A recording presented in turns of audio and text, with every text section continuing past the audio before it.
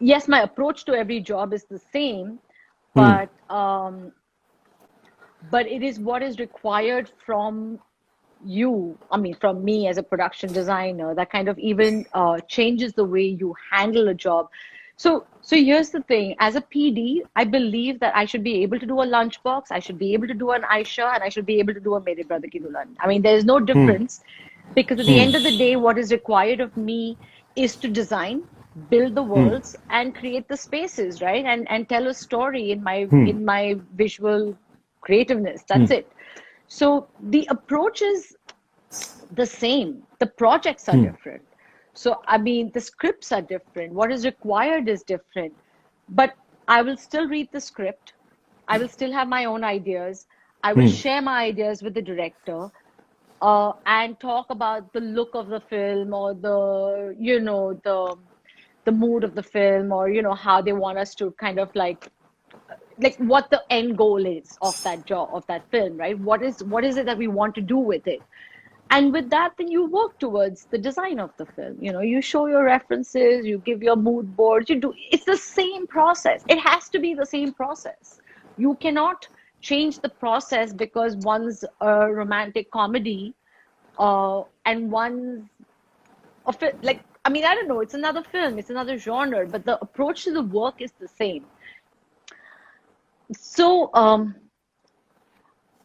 they're two different worlds. I mean, theater and film is a Absolutely, yeah. completely different world, right? I mean, Hmm. I don't even know how I can begin to compare the two because Hmm. the world of theater is so vast in its nature. I mean, you have the minimalistic black box theaters Hmm. to your Broadway shows to like fantastical revolving, stages. Hmm. So, my background in theater was just, I mean, it was an interest that I had, Hmm. Hmm. I mean, Hmm. I wonder sometimes if things would have been different, but I know that I just enjoyed the set build part of theater, Hmm. and Hmm. the fact that a backdrop could just help tell the story just a little bit more, what's behind could just kind of create that little bit more nuanced, world for Hmm. the audience to Hmm. believe what was being done, on the stage. I mean, that I think it ended just at that, because when I got into films, it's a whole nother world because the Hmm. camera is moving, it's not one block, the space is not, still and quiet.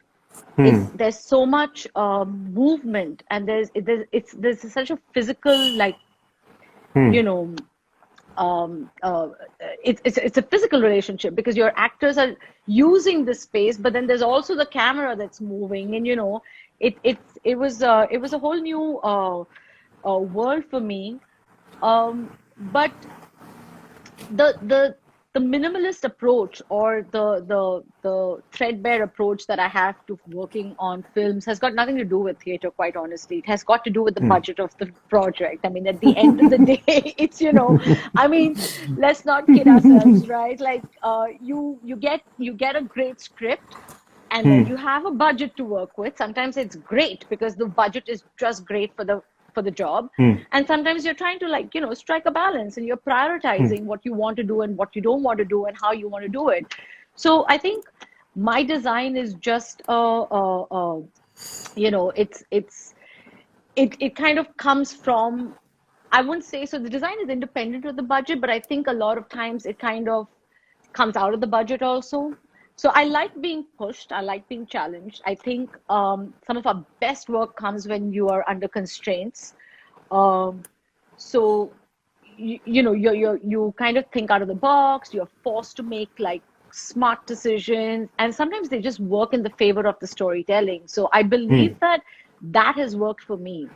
I, I, Hmm. I, I fear, and I hate no producer is watching this. I just hope so, because I fear that if I have too much money, I don't know what I'm going to do with it, because you don't want to just spend it, right? Hmm. You want to make it worth its while. Like, if there is money, you ought to see it, you know? Um,